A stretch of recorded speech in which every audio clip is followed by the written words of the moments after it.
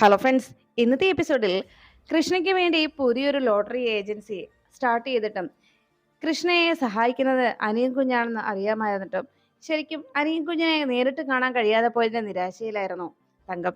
എങ്കിലും തങ്കത്തിന്റെ ആഗ്രഹം സാധ്യമാക്കി കൊടുക്കുമെന്ന് കൃഷ്ണ തങ്കത്തിന് വാക്കു കൊടുക്കുകയും ചെയ്തു. അങ്ങനെ ഇരിക്കുമ്പോഴാണ് അനിയൻ സാറിനെ അപായപ്പെടുത്താനായി കൃഷ്ണമൂർത്തി തന്റെ കൂട്ടാളിയായി തന്നെ ശൽമനെ ഏർപ്പാട് ചെയ്തത്. ഒരു വട്ടത്തെ അവരുടെ ശ്രമത്തിൽ പരാജയമാണ് ഉണ്ടായതെങ്കിലും ഇനി ഒരു ചാൻസ് കൂടി തനിക്ക് തരാമെന്ന് ശൽമനോട് മൂർത്തി അറിയിച്ചു. ഈ ഒരു അവസരം തങ്ങൾ പാഴാക്കുകയില്ല എന്നും ഈ നാട്ടിലുള്ളവരെല്ലാവരും എന്നെ ഭയന്ന് ജീവിക്കുമ്പോൾ എന്നോട് എതിർക്കാനും എന്നെ അടിച്ചൊതുക്കിയതും ആ അനിയൻ സാർ എന്ന് പറയുന്ന ആളാണ്. അതുകൊണ്ട് തന്നെ അയാളെ ഞാൻ തീർത്തിരിക്കും. ഇത്തവണ അയാളെ വെറുതെ തല്ലുകയല്ല, അയാളുടെ ജീവൻ എടുക്കുക തന്നെ ചെയ്യും. അതിനുള്ള ആളുകൾ എന്റെ പക്കലുണ്ട് എന്ന് ശെൽവൻ അറിയിച്ചു. എന്തായാലും ഇനി അയാൾ രക്ഷപ്പെടാൻ പാടില്ല എന്ന് മൂർത്തി അവർക്ക് നിർദ്ദേശം നൽകുമ്പോൾ അത് കേട്ട് നിൽക്കുന്ന ശെൽവം പറയുന്നത്, തനിക്ക് ഇനി ഒരു പിഴവ് പറ്റില്ല, അവന്റെ ജീവൻ ഞങ്ങളൊന്ന് എടുത്തിരിക്കുമെന്ന്. അതോടെ അവര് അതിനു വേണ്ടിയുള്ള ഒരുക്കങ്ങൾ തുടങ്ങി. അപ്പോഴാണ് ലോട്ടറി കച്ചവടമെല്ലാം അവസാനിപ്പിച്ച് അന്നത്തെ കളക്ഷനൊക്കെ എണ്ണിക്കൊണ്ടിരിക്കുന്ന കൃഷ്ണയുടെ അരികിലേക്ക് മോളിക്കുട്ടി എത്തിയത്. അപ്പോൾ നമുക്ക് പോയാലോ, നിന്റെ എണ്ണിൽ തീർന്നില്ലേന്ന് ചോദിച്ചപ്പോൾ എന്തായാലും ഇത് വേഗം ഒന്ന് എണ്ണി എടുത്താൽ കുഴപ്പമില്ല, എന്തായാലും നമുക്ക് ഇറങ്ങാം എന്ന് പറഞ്ഞ് അത് അടയ്ക്കാനായി ഒരുങ്ങിയപ്പോഴേക്കും അവിടേക്ക് വന്ന അനിയൻ സാറ് ചോദിച്ചു, എന്താ മുതലാളി, കടയടയ്ക്കാറായില്ലേ? അത് കേട്ടതും ചിരിച്ചുകൊണ്ട് കൃഷ്ണ അനിയൻ സാറിന്റെ അടുത്തേക്ക് ഓടിയെത്തി. സാറോ എന്ന് ചോദിച്ച് വിശേഷങ്ങൾ ചോദിച്ചതും, എന്തായാലും ഇനി ഇത്രയും ദിവസം, ആദ്യത്തെ ദിവസം ആയതുകൊണ്ട് കുഴപ്പമില്ല, പക്ഷെ ഇനിയുള്ള ദിവസങ്ങളിൽ ഇത്രയും വൈകണ്ട കേട്ടോ മോളെ, കുറച്ചുകൂടി നേരത്തെ കട അടച്ചേക്കണം എന്ന് കൃഷ്ണയോട് അനിയൻ സാറ് അറിയിച്ചു. അങ്ങനെ തന്നെ ചെയ്യാമെന്ന് അനിയൻ സാറ് ഉറപ്പ് നൽകിയതും അങ്ങനെ കൃഷ്ണ അനിയൻ സാറിന്റെ വാക്ക് കേട്ട് കടയടയ്ക്കാനായിട്ട് ഒരുങ്ങി. അപ്പോഴാണ് അനിയൻ സാറ് പറഞ്ഞത്, പിന്നെ നാളെ നേരത്തെ തന്നെ തുടങ്ങുമല്ലോ അല്ലേ എന്ന് ചോദിച്ചപ്പോൾ മോളിക്കുട്ടി പറഞ്ഞു, ഇന്നത്തെ പോലെ തന്നെ നാളെയും കളക്ഷൻ ഉണ്ടാവണമെങ്കിലേ ഒരു കാര്യം ചെയ്താൽ മതി. നമ്മൾ കണ്ടിട്ടില്ലേ, ഓരോ ഏജൻസിയുടെ മുന്നിൽ 60,000 അടിച്ചു, 70,000 അടിച്ചു എന്നൊക്കെ അവർ ഫ്ലെക്സ് എഴുതി വെച്ചിരിക്കുന്നത്. അതുപോലെ ഒരു പോസ്റ്റർ നമുക്ക് നാളെ ഇതിലങ്ങ് തൂക്കാം. അപ്പൊ പിന്നെ ധാരാളം ആളുകൾ വന്ന് ലോട്ടറി എടുക്കുമെന്ന് അറിയിച്ചതും കൃഷ്ണ പറഞ്ഞു, അതൊന്നും വേണ്ട, അത്തരം കാര്യങ്ങളൊന്നും ശരിയല്ല.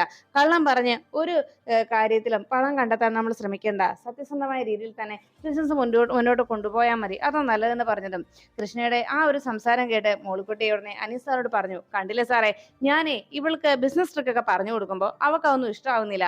അപ്പോഴാണ് അനീസ് സാറ് പറഞ്ഞത്, എന്തിനാ മോളെ കള്ളം പറഞ്ഞ് മറ്റുള്ളവരിൽ നിന്ന് പണം സമ്പാദിക്കാൻ നോക്കുന്നത്? സത്യസന്ധമായ രീതിയിൽ മുന്നോട്ട് പോകുന്നതാണ് നല്ലത്, അതൊരു നല്ല ക്വാളിറ്റി അല്ലേ എന്ന് അനിയൻ സാറ് അറിയിച്ചു. അങ്ങനെ അനിയൻ സാറ് തന്നെ ആ കടയുടെ ഷട്ടറൊക്കെ ഇട്ട് കട പൂട്ടി താക്കോല് അവരെ ഏൽപ്പിച്ചു. അപ്പൊ സാറിന് എങ്ങനെയാ പോകുന്നത്, വണ്ടി എവിടെയെന്ന് ചോദിച്ചപ്പോൾ കുറച്ചപ്പുറത്ത് മാറ്റിയിട്ടിരിക്കുന്നത് പറഞ്ഞതും, എന്നാൽ ഞങ്ങളുടെ കൂടെ പോരെ, ഞങ്ങൾ കൊണ്ടുപോയി ആക്കാമെന്ന് പറഞ്ഞു. അത് സാരമില്ല മോളെ, കുറച്ച് നടക്കുന്നതൊക്കെ നല്ലതാ എന്ന് പറഞ്ഞ് അനീസ് സാറ് വണ്ടിയിൽ കയറി പോകുന്നു. അപ്പോഴാണ് അനീസ് സാറിനെ വിളിച്ച് വിവരങ്ങൾ മനസ്സിലാക്കിയ മൂർത്തി ഉടനെ തന്നെ സെൽമന് നിർദ്ദേശം നൽകിയത്, അവിടുന്ന് കവലയിൽ നിന്ന് പോന്നിട്ടുണ്ട് ആള്, എത്രയും പെട്ടെന്ന് തന്നെ നിങ്ങളുടെ മുന്നിലെത്തും, അതുകൊണ്ട് ഇനി ഒട്ടും സമയം വൈകിപ്പിക്കരുത് എന്നറിയിച്ചു.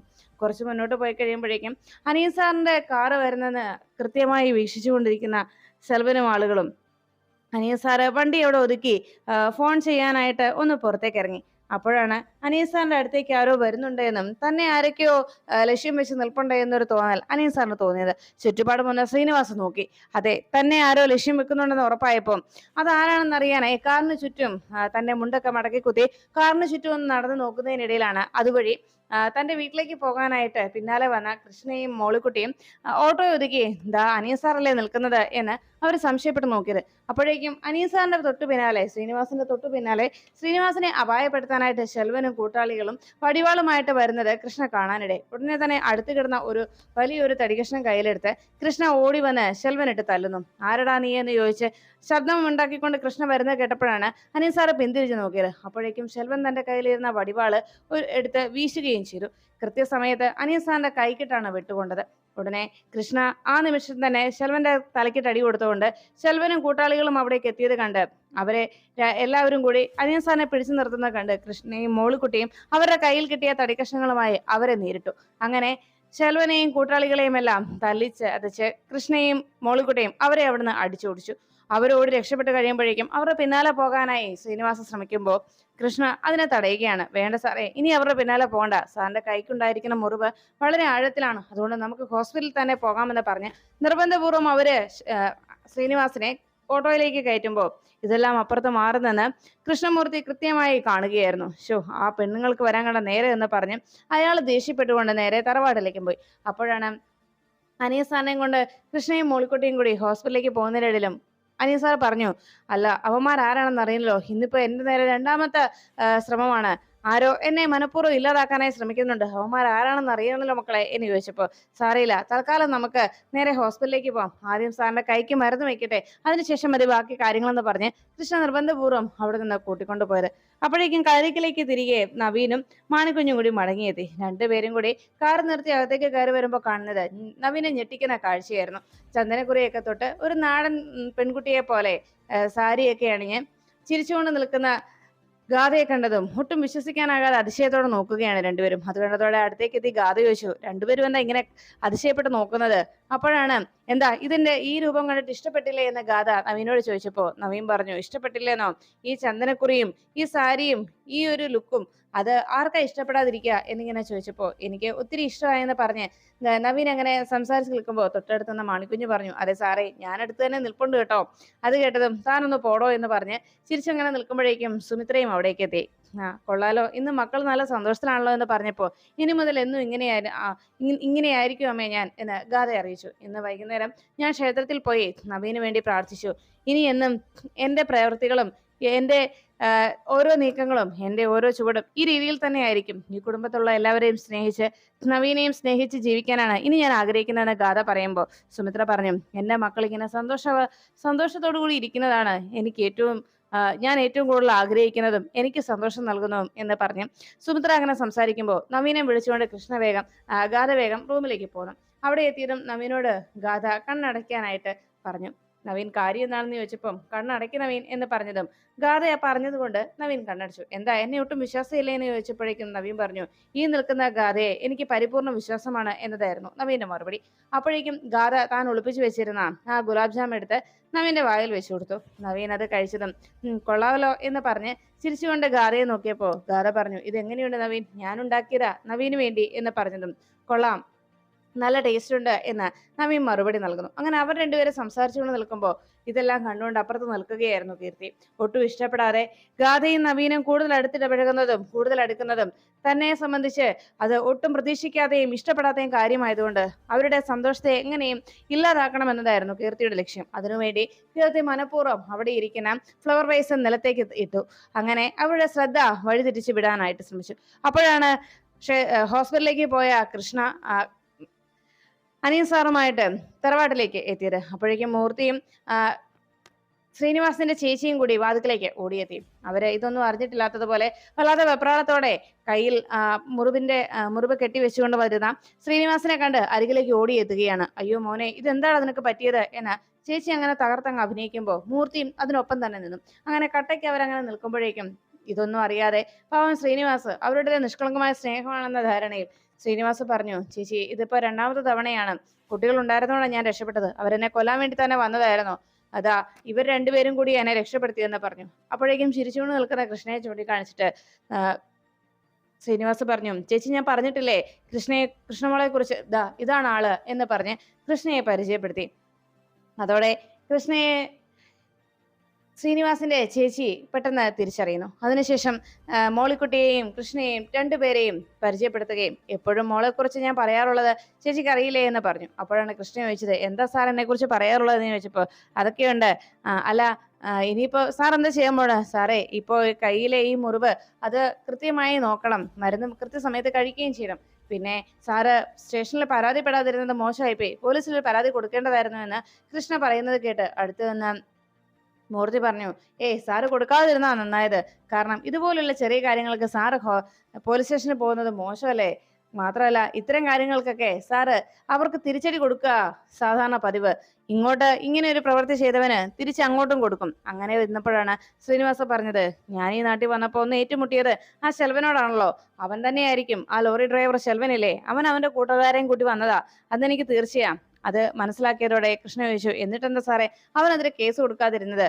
അപ്പോഴാണ് മൂർത്തി പറഞ്ഞ കാര്യം തന്നെ ആവർത്തിച്ചത്, ഞാൻ പറഞ്ഞല്ലോ മോളെ, ഇതുപോലെയുള്ള തിരിച്ചടികൾക്ക്, ഇതുപോലെയുള്ള ഓരോ പ്രവൃത്തികൾക്ക് അവർക്ക് തിരിച്ചടി കൊടുക്കുന്നത് അനിയൻ സാറ് നേരിട്ട് തന്നെയാണ്. അതാണ് അതിന്റെ ഒരു ഭംഗിയും എന്ന് പറഞ്ഞപ്പോ അതേ മോളെ എന്ന് പറഞ്ഞ് ചിരിച്ചുകൊണ്ട് ശ്രീനിവാസ് കൃഷ്ണയെ നോക്കി. ഉടനെ കൃഷ്ണ പറഞ്ഞു, ശരി എന്നാ ഞങ്ങൾ പോട്ടെ സാറേ, വീട്ടിലെ അമ്മ അന്വേഷിക്കുന്നുണ്ടാവും, എന്തായാലും സാറ് കൃത്യസമയത്ത് ഭക്ഷണമൊക്കെ കഴിക്കണം കേട്ടോ, മരുന്നും കഴിക്കണേ എന്ന് ഓർമ്മപ്പെടുത്തിയപ്പോൾ ഉടനെ ശ്രീനിവാസ് പറഞ്ഞു, അങ്ങനെയാണെങ്കിലേ ഇവിടെ തന്നെ അങ്ങ് കുടിക്കൂ, എന്റെ കയ്യിൽ മരുന്നും വെച്ച് എന്നെ ഭക്ഷണമൊക്കെ കഴിപ്പിച്ചിട്ട് അങ്ങ് തിരിച്ച് വീട്ടിലോട്ട് പോയാൽ മതി, എന്താ എന്ന് ചോദിച്ചപ്പോൾ അതിനെന്താ, എനിക്ക് ബുദ്ധിമുട്ടൊന്നുമില്ല, പക്ഷെ അമ്മ അവിടെ തനിച്ചായപ്പോ പിന്നെ ഇവിടെ മേഡം ഉണ്ടല്ലോ സാറിന്റെ കാര്യങ്ങളൊക്കെ നോക്കാൻ.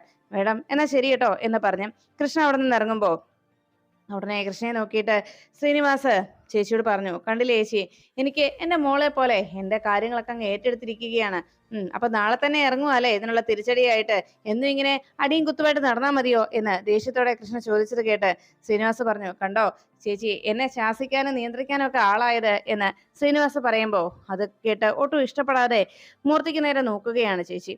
അങ്ങനെ ശ്രീനിവാസ് തന്റെ ശത്രുക്കളായി തന്നെ ഇല്ലാതാക്കാനായി ശ്രമിക്കുന്നത് സ്വന്തം ചേച്ചിയും കൂടെ നടക്കുന്ന ആള് എപ്പോഴും തന്റെ കൂടെ നടക്കുന്ന മൂർത്തിയുമാണ് എന്ന കാര്യം അറിയാതെ ആ പാവം അവരെ ആത്മാർത്ഥമായി വിശ്വസിച്ചുകൊണ്ട് നേരെ വീടിനകത്തേക്ക് കയറി. തിരിച്ച് വീട്ടിലേക്ക് എത്തിയ കൃഷ്ണ തങ്ക അപ്പോഴേക്കും വല്ലാത്ത ആശങ്കയോടെ നോക്കി നിൽക്കുകയായിരുന്നു. മോളുകുട്ടിയും കൃഷ്ണയും കൂടി അവിടേക്ക് വന്നതോടെ, ഇത്രയും നേരം എന്താ മോളെ വൈകിയത്, നേരത്തെ കടയടച്ച് പോരണ്ടായിരുന്നോ എന്ന് തങ്കം ചോദിച്ചപ്പോ ഞങ്ങൾ പോന്നതാണെന്നും പിന്നീട് അനിയൻ സാറിനുണ്ടായ അപകടത്തെക്കുറിച്ചുമൊക്കെ കൃഷ്ണ വിശദീകരിച്ചു. സത്യത്തിൽ സാറിന് ഇങ്ങനൊരു അപകടം ഉണ്ടായത് ഒട്ടും പ്രതീക്ഷിക്കാതെയാണ്. എന്തോ സാറിന് ഇങ്ങനെ ആപത്ത് വന്നപ്പോ എനിക്കാണ് വല്ലാത്ത വേദന തോന്നിയത്. സാർ അടുത്ത് വരുമ്പോൾ വേണ്ടപ്പെട്ട ആരോ ഒരാൾ ഉള്ളതുപോലെ, നമുക്ക് വളരെയേറെ പ്രിയപ്പെട്ട ഒരാൾ, നമുക്ക് കൂടുതൽ അടുപ്പമുള്ള ആത്മബന്ധമുള്ള ഒരാളെന്ന നിലയിലാണ് ഇപ്പൊ എന്റെ മനസ്സിൽ സാറിനെ കുറിച്ച് ഓർക്കുമ്പോൾ പോലും തോന്നുന്നതെന്ന് പറഞ്ഞതും കൃഷ്ണയോട് തങ്കം പറഞ്ഞു, മോളെ അത് മോളുടെ മനസ്സ് നിഷ്കളങ്കമായിട്ടുള്ളതായതുകൊണ്ടാണ് മോൾക്ക് അത്രത്തോളം സ്നേഹവും അടുപ്പവും ഒക്കെ സാറിനോട് തോന്നുന്നത്. എന്തായാലും നാളെ രാവിലെ തന്നെ സാറിന്റെ സുഖവിവരം അന്വേഷിച്ച് മോള് ചെല്ലണം കേട്ടോ എന്ന് ചോദിച്ചപ്പോൾ എന്നറിയിച്ചതും കൃഷ്ണ പോകാമെന്ന് തന്നെ തങ്കത്തിന് വാക്ക് നൽകി. അപ്പോഴാണ് നവീന്റെയും ഗാഥയുടെയും ജീവിതത്തിൽ ഇനിയൊരു തീരുമാനമെടുക്കുന്നത്, ഇനിയുള്ളത് ഒരു നിർണായക തീരുമാനമാണെന്ന് ഗാഥ നവീനോട് അറിയിക്കുന്നത്. ഇന്നു മുതൽ താൻ നവീന്റെ കൂടെ ഈ റൂമിലാണ് കിടന്നുറങ്ങുന്നതെന്നും നവീന്റെ നെഞ്ചിൽ ചൂടുപറ്റി ഇവിടെയാണ് ഇനി മുതൽ തന്റെ രാത്രികൾ എന്നുമൊക്കെ ഗാഥ പറയുമ്പോൾ അത് ഇഷ്ടപ്പെടാതെ കീർത്തി വേഗം തന്നെ നിർമ്മലയുടെ അടുത്തേക്ക് ഓടിയെത്തുന്നു. അമ്മേ, എനിക്ക് എത്രയും പെട്ടെന്ന് ആ ഗാഥ ഇവിടെ നിന്ന് പറഞ്ഞയക്കണം, ഇല്ലെങ്കിൽ നവീൻ എനിക്ക് നഷ്ടാവും. അമ്മ പലപ്പോഴും പറഞ്ഞിട്ടില്ലേ ഗാഥ ഇനി ഇവിടെ തിരിച്ചു വരില്ലെന്ന്, എന്നിട്ടും അവളെ നാണം കെട്ട് അവളുടെ മമ്മിയും കൂട്ടി ഇവിടേക്ക് വന്നു കണ്ടില്ലേ, ഇതിനൊരു പരിഹാരം ഉടനെ ഉണ്ടാക്കണം അമ്മേ എന്ന് പറഞ്ഞ് നിർമ്മലയോട് ബഹളം വെക്കുന്നു കീർത്തി. ഒടുവിൽ നിർമ്മല ഉദയനെ വിളിച്ചു പറഞ്ഞു, ഉദയേട്ടാ ഇതിനെന്താ ഒരു തിരിച്ചടി കൊടുക്കുക എന്ന് ചോദിച്ചപ്പോ എന്തെങ്കിലും വഴി കിട്ടും നിർമ്മലെ എന്ന് പറഞ്ഞു. ഇന്ന് അവള് അവന്റെ റൂമിലെ കിടക്കുന്നല്ലേ പറഞ്ഞത്, അങ്ങനെയാണെങ്കിൽ ഒരു കാര്യം ചെയ്യാം, അവള് മുറിയിൽ നിൽക്കുമ്പോ അവൾ പോലും അറിയാതെ അവളില് നാഗത്തിന്റെ ഭയം ഉണ്ടാക്കിയെടുക്കുക, അതാണ് ഇനി വേണ്ടത്. ഇനി ആ മുറിയിലേക്ക് ഒരിക്കലും കയറില്ല എന്ന തീരുമാനത്തിൽ അവളെ എത്തിക്കണം. അതിനുള്ള പണി എന്തെങ്കിലും ചെയ്യണമെന്ന് അവർ തീരുമാനിച്ചു. ഉടനെ നിർമ്മലയും കീർത്തിയും ഉദയനും കൂടി റൂമിലേക്ക് കയറുന്ന ഗാഥയെ കൃത്യമായി നോക്കി. ഗാഥ നവീന്റെ റൂമിൽ തന്നെ നവീൻ ഫ്രഷായി വരുന്നതും കാത്ത് അങ്ങനെ പുറത്തേക്ക് നോക്കി ജനലിനരികിൽ അങ്ങനെ ആസ്വദിച്ച് നിൽക്കുമ്പോൾ, കാഴ്ചകളൊക്കെ കണ്ട് ആസ്വദിച്ച് നിൽക്കുമ്പോൾ അതിനിടയ്ക്ക് നവീൻ വരുന്നുണ്ടോ എന്ന് പിന്തിരിഞ്ഞ് അകത്തേക്ക് നോക്കുന്ന നിമിഷത്തിൽ പിന്നിലൂടെ വന്ന ഉദയനും നിർമ്മലയും കീർത്തിയും കൂടി ഒരു പണി പറ്റിക്കണം. നിർമ്മല തന്റെ കയ്യിലിരിക്കുന്ന സൂചി കൊണ്ട് നിർമ്മല ഗാഥയുടെ കൈയിലേക്ക് ഒരു കുത്തു കൊടുത്തു. ഉടനെ തന്നെ തൊട്ടടുത്ത് നിന്ന് കീർത്തി പാമ്പിന്റെ ആ ശീൽക്കാര ശബ്ദം കൂടി കേൾപ്പിച്ചു. എന്നിട്ട് അവർ വേഗം അവിടെ നിന്ന് ഓടി രക്ഷപ്പെട്ടു. പാമ്പിന്റെ ശബ്ദം കൂടി കേട്ടതോടെ ഗാഥയ്ക്ക് വല്ലാത്ത ഭയം തോന്നി. തിരിഞ്ഞു നോക്കിയ ഗാഥ തന്റെ കയ്യിൽ ഒരു കൊത്തു കിട്ടിയതിന്റെ പാട്, അവിടെ ബ്ലഡ് ഇങ്ങനെ വരുന്നത് കണ്ടതോടെ ഗാഥ അവിടെ നിന്ന് ഉറക്കെ നിലവിളിച്ചു, അയ്യോ പാമ്പെന്നെ കൊത്തി എന്ന് പറഞ്ഞ് ഉറക്കെ നിലവിളിച്ച് പുറത്തേക്ക് വരുമ്പോഴേക്കും എന്താ സംഭവിച്ചതെന്നറിയാതെ സുമിത്ര ഗാഥയുടെ അരികിലേക്ക് ഓടി വന്നു. എന്തു പറ്റി മോളെ എന്ന് ചോദിച്ചപ്പോ, അമ്മേ എന്നെ പാമ്പ് കൊത്തി, ഞാൻ അതിന്റെ ശബ്ദം കേട്ടു അത് ഓടിപ്പോന്ന് ഞാൻ കണ്ടു എന്ന് പറഞ്ഞ് ഗാഥ നിലവിളിച്ചു. ഉടനെ നവീൻ അവിടേക്ക് ഓടിയെത്തിയതും എന്താ പറ്റിയെന്ന് ചോദിച്ചപ്പോ, മോളെ പാമ്പ് കൊത്തിയെന്നാ പറയുന്നത് എന്നറിയിച്ചു. ഉടനെ തന്നെ ഹോസ്പിറ്റലിൽ പോകണമെന്ന് പറഞ്ഞ് ഗാഥയും എടുത്തുകൊണ്ട് അവരെല്ലാവരും കൂടി ഹോസ്പിറ്റലിലേക്ക് ഓടി. ഈ കാഴ്ച കണ്ട് കീർത്തിയും നിർമ്മലയും ഉദയനും സന്തോഷിച്ചു. അവരുടെ ആ പദ്ധതി കൃത്യമായ ഫലം കണ്ടതിന്റെ സന്തോഷമായിരുന്നു. ഹോസ്പിറ്റലിൽ ചെല്ലുമ്പോൾ അവര് പാമ്പ് കൊത്തിയതാണോ എന്ന് പരിശോധിക്കുമ്പോൾ ഇത് പാമ്പൊന്നുമല്ല, മറ്റെന്തോ കൊണ്ടു കയറിയതാണെന്നുള്ള കാര്യം അവർക്ക് മനസ്സിലാവും. അതോടെ വീണ്ടും ഗാഥയുടെ ആ മനസ്സിന്റെ വിഭ്രാന്തി മാറിയിട്ടില്ല എന്ന് കളരിക്കലുള്ളവർക്കെല്ലാം ബോധ്യമാകും. വീണ്ടും ഗാഥയെ സിതാരയ്ക്കരികിലേക്ക് പറഞ്ഞയച്ചോളും നവീൻ. ഇനിയും ഗാഥയുമായിട്ടൊരു ജീവിതം തനിക്ക് വേണ്ട എന്ന തീരുമാനത്തിൽ നവീൻ എത്തിച്ചേരുകയും ചെയ്യും മോളെ എന്ന് പറഞ്ഞ് കീർത്തിയെ ആശ്വസിപ്പിച്ച് കീർത്തിയുടെ ജീവിതം, കീർത്തിയും നവീനുമൊത്തുള്ള ജീവിതം ഉടനെ തന്നെ അവരുടെ കൺമുന്നിൽ ഉണ്ടാകുമെന്ന് ഉറപ്പ് നൽകിക്കൊണ്ട് നിർമ്മലയും കുടുംബവും സന്തോഷിക്കുന്നു.